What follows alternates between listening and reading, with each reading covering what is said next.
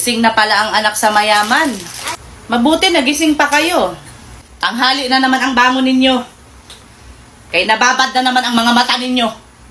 Sa kakasilpo ninyo. Pakasarap talaga ng mga buhay ninyo. Dapat hindi pa kayo gumising. Pakahusay talaga ninyo.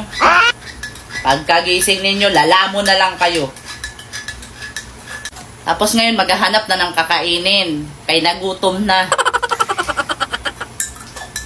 Sarap talaga ng buhay ninyo. Kain, tulog, cellphone, lakwat siya.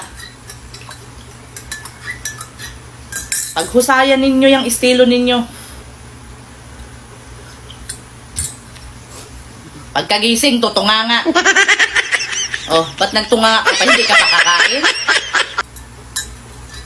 Senyora, kain na. Eh, kawawa ka naman kung magutom ka dyan. Nakakahiya.